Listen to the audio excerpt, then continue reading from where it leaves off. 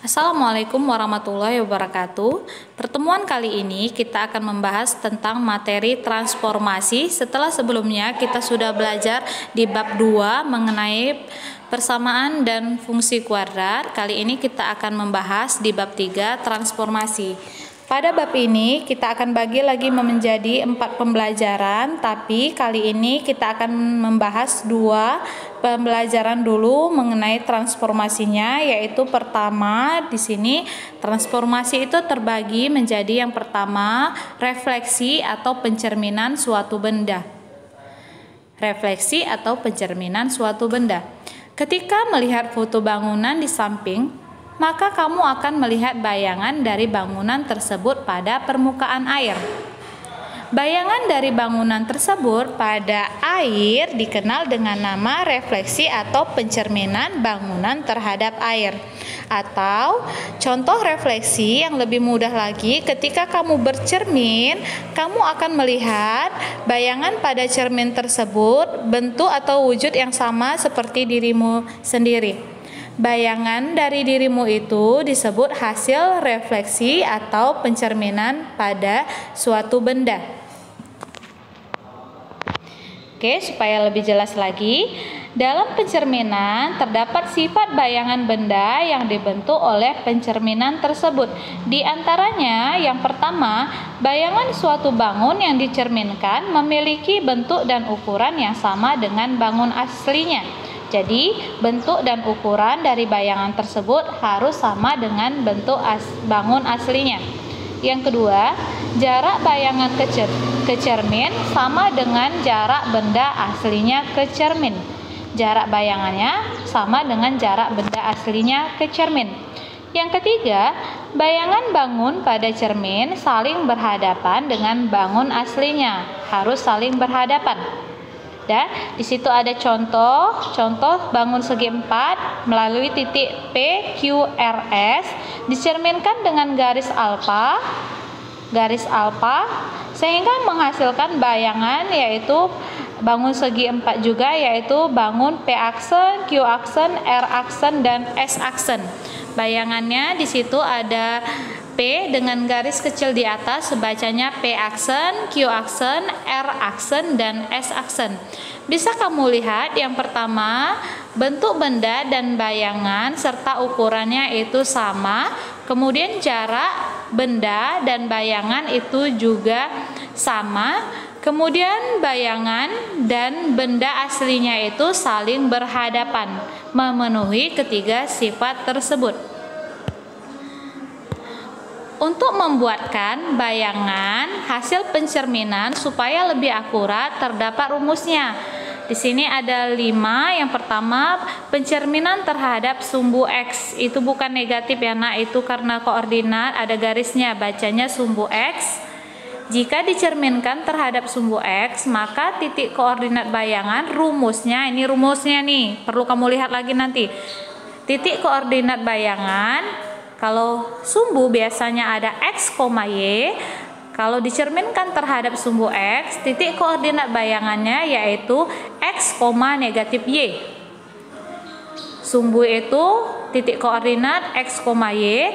Tapi kalau dicerminkan terhadap sumbu X, dia bayangannya rumusnya X, negatif Y.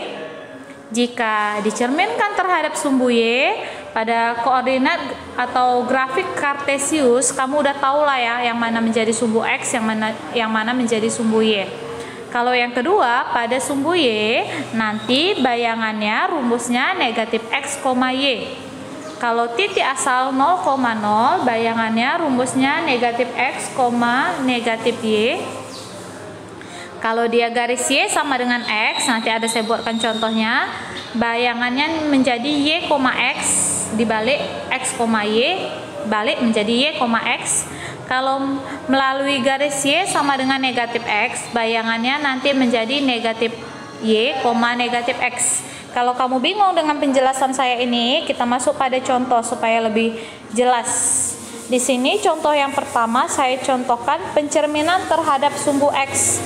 Di situ ada segitiga ABC, A-nya negatif 1,1, B-nya negatif 1,3, C-nya 6,3.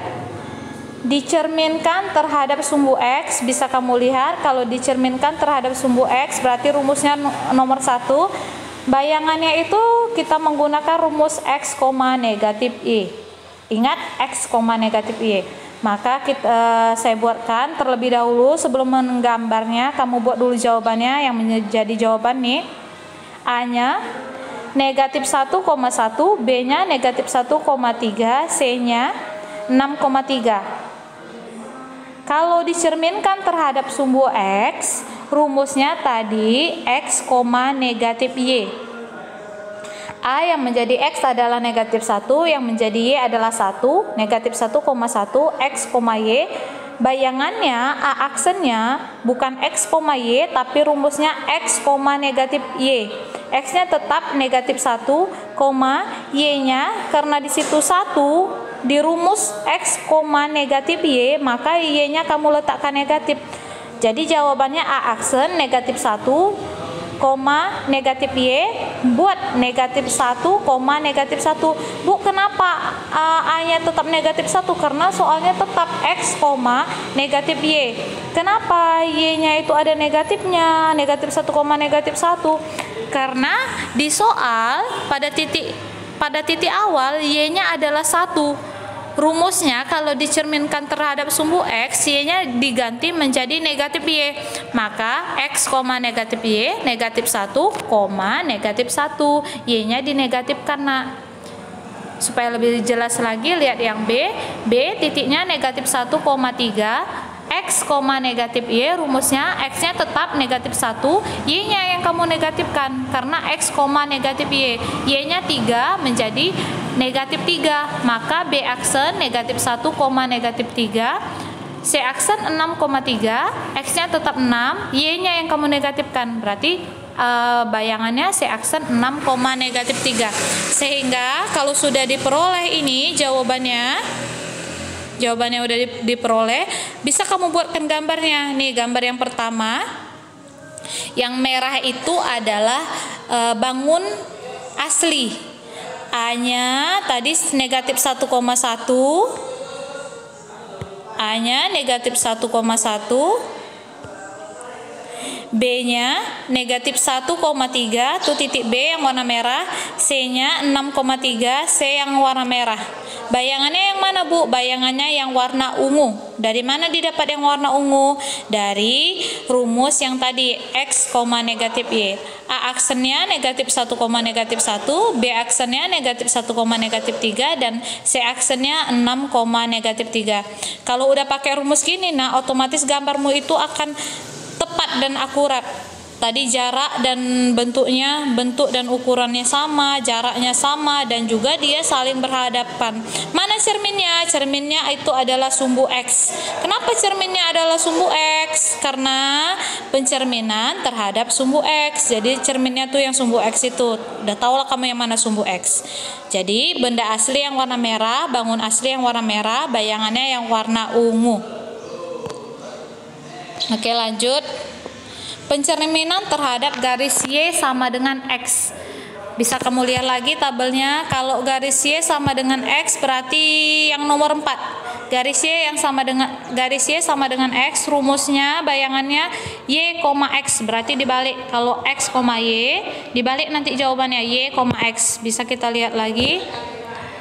Soalnya A negatif 1, negatif 1, B 1,0, C negatif 1,2, dan D negatif 2,1. Kita cari jawabannya. A negatif 1, negatif 1, maka bayangannya tadi hasil pencerminannya itu Y, X, tinggal dibalik aja. Karena negatif 1, negatif 1 berarti tetap negatif 1, negatif 1, B 1,0, B aksennya dibalik, Y, X berarti 0,1, C negatif 1,2, C aksennya dibalik 2, negatif 1, D negatif 2,1 dibalik 1, negatif 2. Dan inilah bayangannya. Yang merah adalah titik awal, titik benda asli, bangun asli. Yang biru adalah bayangannya. Kalau sudah dapat titiknya dan bayangannya, tinggal kita buatkan gambarnya. Dari gambar yang warna merah itu adalah benda atau bangun asli, A negatif 1, negatif 1, B 1,0, C negatif 1,2, dan D negatif 2,1. Yang warna hitam adalah bayangan. A aksen sama negatif 1, negatif 1, B aksen 0,1, C aksen 2, negatif 1, dan D aksen 1, negatif 2. Didapatnya dari mana, Bu? Dari sini tadi jawaban kita. Nah, yang ini. Kalau sudah, inilah dia merupakan gambar. Yang merah adalah bangun asal, yang hitam adalah bayangan, yang pakai aksen adalah bayangan. Cerminnya yang mana, Bu? Cerminnya karena dia cerminnya Y sama dengan X, tuh cerminnya yang ada tanda panah yang di tengah-tengah. Kira-kira seperti itulah gambarnya. Kali ini sampai di sini dulu pertemuannya. Kamu pahami lagi dan pahami cara membuatkan titiknya serta pencerminannya. Saya sudahi dengan wabillahi taufiq wal hidayah. Wassalamualaikum warahmatullahi wabarakatuh.